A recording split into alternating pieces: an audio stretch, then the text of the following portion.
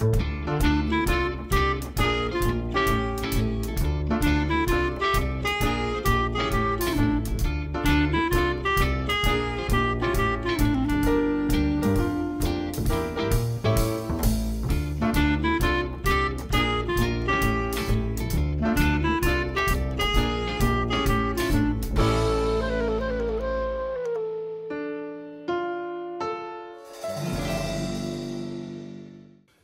I'm Bill Golden with BillForDogCatcher.com, and we're here to talk about Prince William County. I have two guests tonight that I want to introduce to you, and then I'm going to turn it over to them, and we're going to talk about issues, hopefully, that you're very interested in.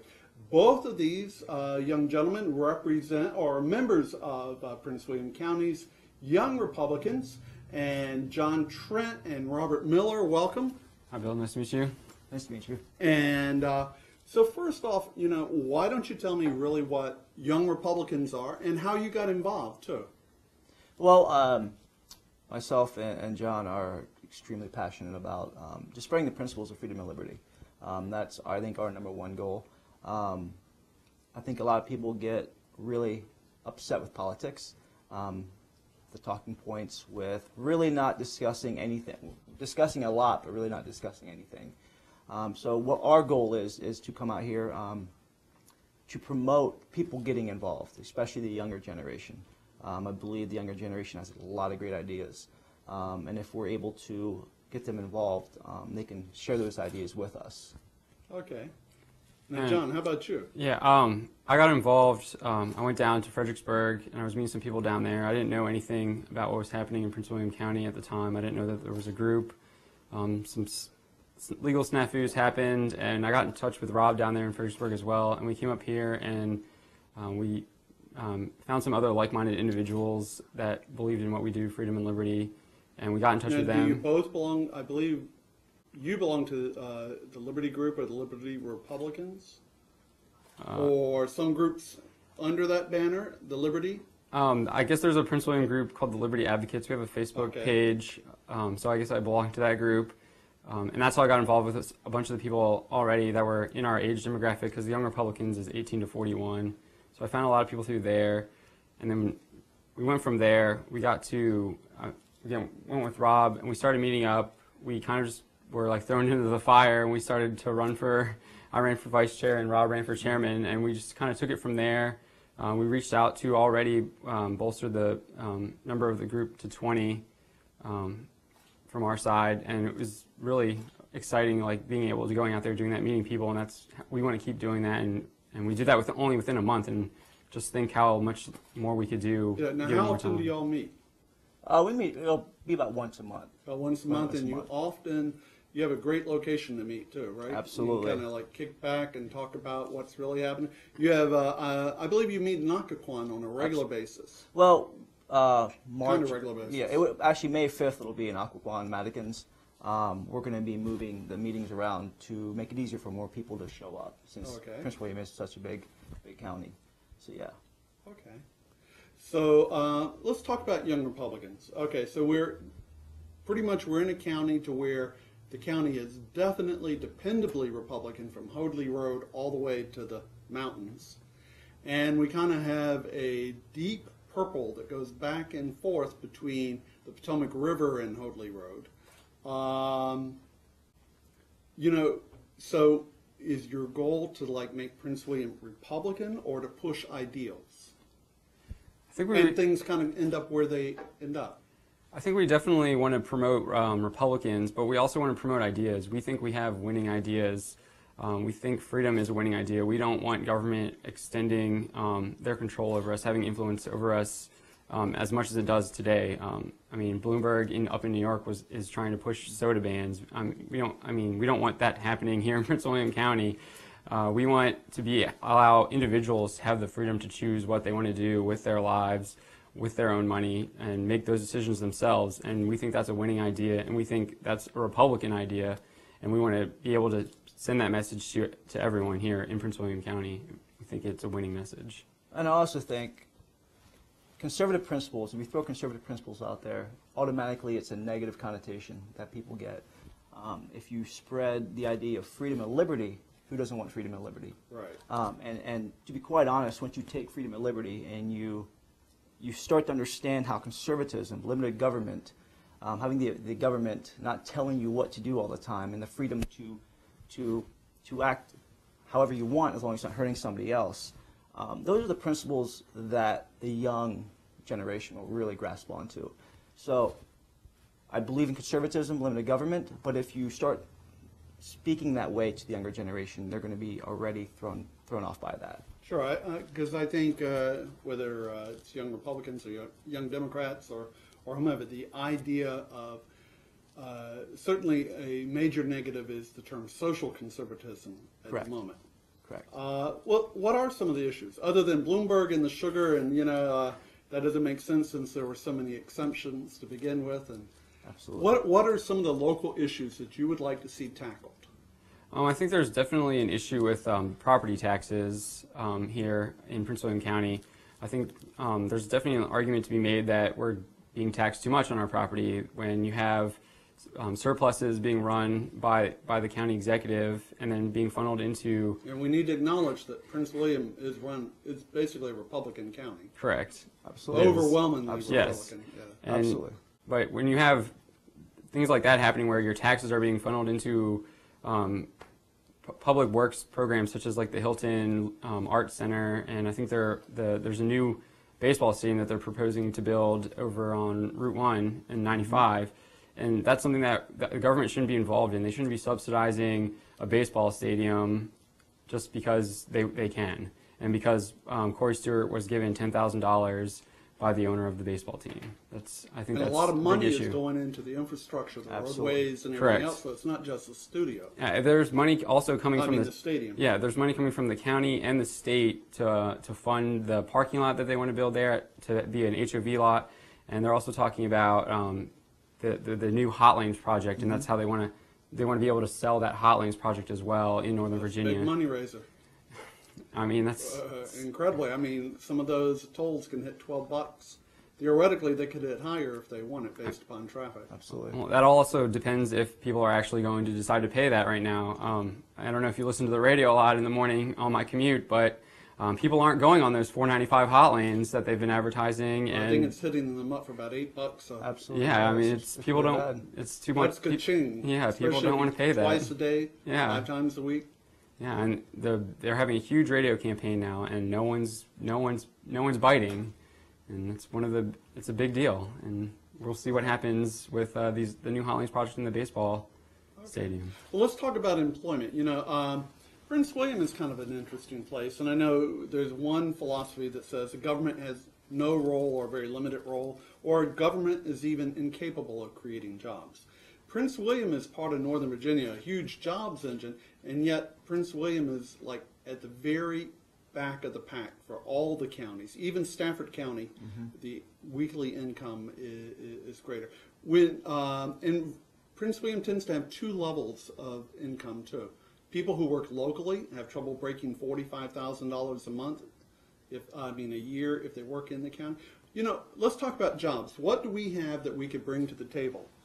Because certainly young people, the unemployment especially at the under 26 and below, is really much higher than it's probably been in several decades.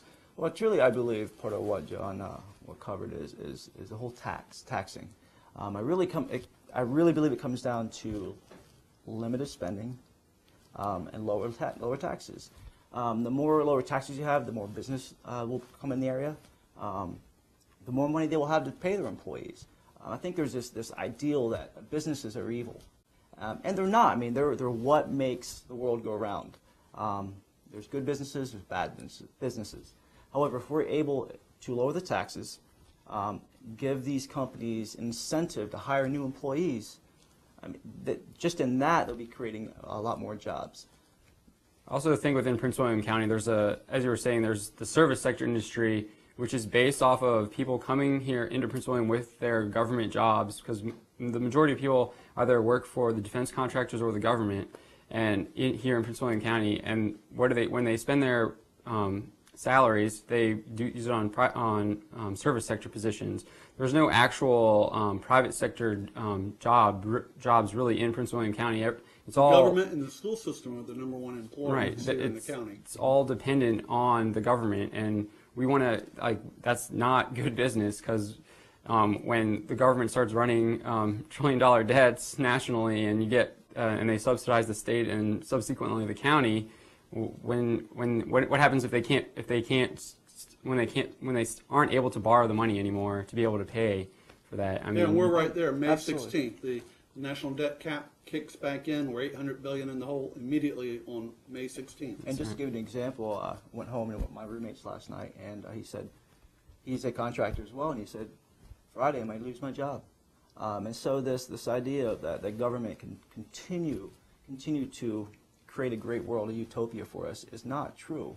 At some point with these, like you said, the trillion-dollar deficits, the national deficit affects local deficit. Right. And it just seems as if the counties are now following in the example of the national government, and we're not fiscally conservative enough. I think we can take a look at what's happening down in Stafford and look at what they're doing. They've actually been trimming their budget, cutting out federal and state actual subsidies from them, and their county is booming. They've been trying to break their addiction. Right, Correct. that's correct. Correct. That's what they Absolutely. need to And do. that's what it is usually, It especially is. when people say, you know, we're giving up freedoms. What they're really doing is that they sold their freedom Right, correct. for a subsidy. Yeah. And something I'd also like to point out, talking about promoting Republican candidates, and I totally agree with that. However, I would say promoting Republican candidates who actually have original conservative and Republican ideals. A lot of Republicans now today are no different than Democrats as well. You just don't see a difference in their philosophies and their policies. So I think our goal is to promote those candidates who have those fiscally conservative policies. And the people that will be inspired, people that let the grassroots will be able to come out and support them, because the number one thing with campaigns now is face-to-face connections and being able to connect with people on the values and what matters most to them. And if you get people that are passionate and fired up about a candidate, they will be able to take that to your doorstep and try and convince you why you should vote for them. And that is more than being able to, what a TV ad can do for you. And that's what you need. You need these people that are going to be able to fire up the base or the grassroots and get them out there to help support those candidates. Okay.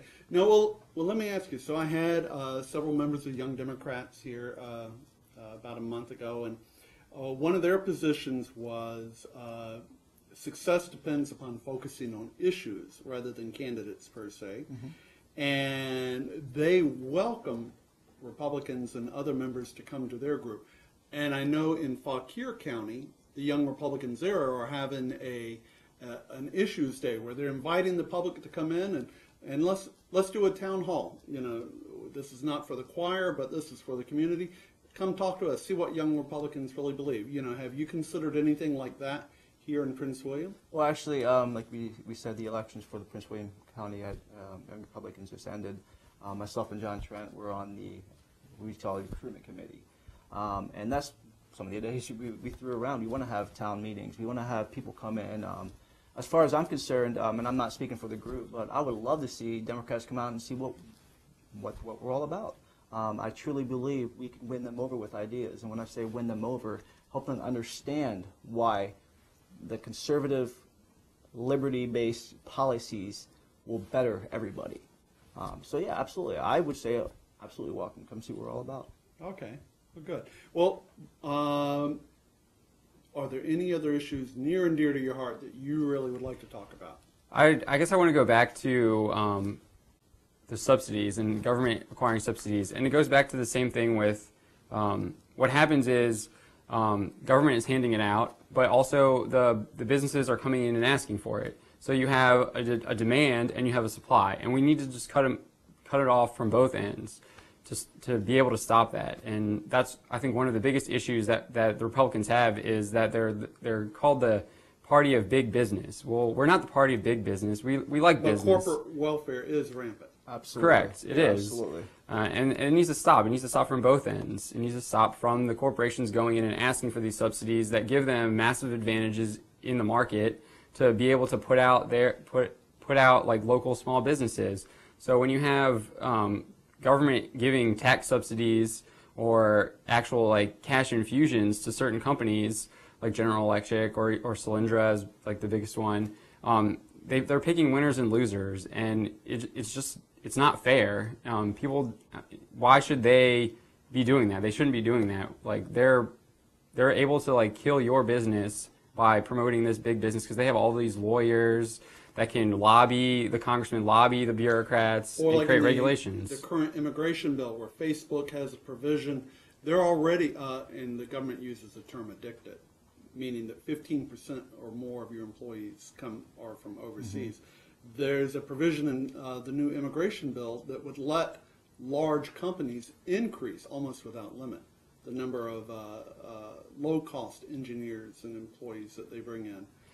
Well, I'm all for bringing in people at low costs, but it shouldn't be for specific companies. Like everyone should be allowed to have the same level, fair playing field. There shouldn't be picking winners and losers. Without borders.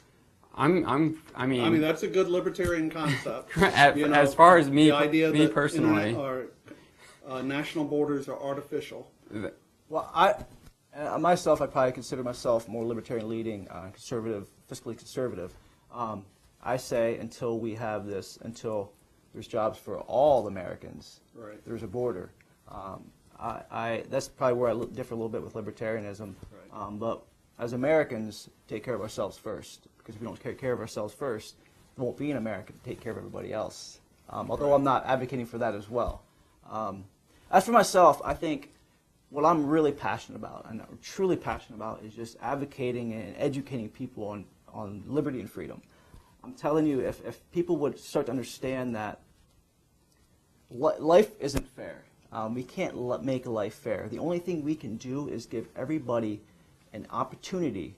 And when I say give, I don't mean handouts. I mean give people an opportunity. We need a true opportunity in society. Absolutely. And the best way to do that is, as you said, government cannot create jobs.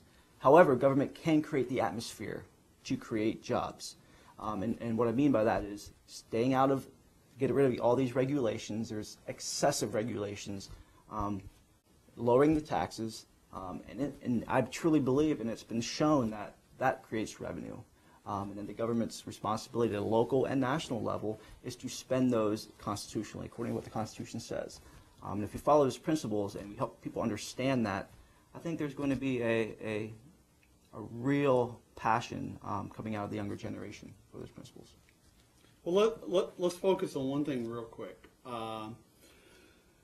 Social conservatism. That seems really to be the big scare, as it were, both within the GOP and without. I mean, the Democrats are going to use the omen of social conservatism, as it were. People want to talk about freedom and liberty, but they want to crawl in bed with you to check what's going on. Absolutely. Et cetera, et cetera. How, and social conservatism is going to play a huge role in the Virginia governor's race. How do you really see a balance? How do you sell that we're not just a social conservative group, that we're actually a diverse group? Well, personally for myself, and I know there's many Republicans, libertarians like myself who associate themselves with the Republican Party. I truly believe, let's go with marriage, for example, right. Gay marriage. What I find interesting about what they would call the way right Republicans is that they believe government should stay out of their lives. However, they want government to define marriage. And they want to give tax breaks. Absolutely. And they want absolutely. We have a marriage welfare as absolutely. Well. And my whole view is, if you gave government the right to define marriage, you no longer have a say in it. As far as you shouldn't want the government to define it. Right. As far as the principles of freedom and liberty, who am I to tell you what to do? As long as you're not hurting me.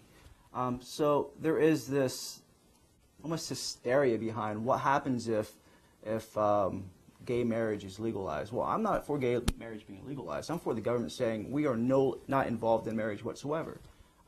What was it? Talk about fairness. How fair is it for a married couple to get tax breaks when a single person like myself you don't get tax breaks. Right. If you really want a fair and equal playing field, it means getting the government out of almost everything. And I think a lot of people would buy that. Yeah. Yes. So that needs to be a kind of an upfront selling Absolutely. point, something Absolutely. understood. Yep. Absolutely. Just got to get out there and start selling it a little better. Well, Which we haven't done a good job of, for sure. Well, I want to give you the chance to sell it again in the future. So if anytime you want to come back, and it could be a particular issue, it could be something that's upcoming, you're always welcome to just call me up and say, hey, Bill, can we drop by and let's talk about this for 20, 30 minutes. You could even bring a guest if you want it. Sounds fantastic. Yeah, so I want to thank you for coming today. Thank you for having us. Thank you very much. Appreciate it. And as always, it's been a learning experience for me, and I hope that it is for you. I'm Bill Golden with PWCpolitics.com, and you can find me on my blog at billfordogcatcher.com because my wife won't let me run for anything else. So until next time, you take care. Bye-bye.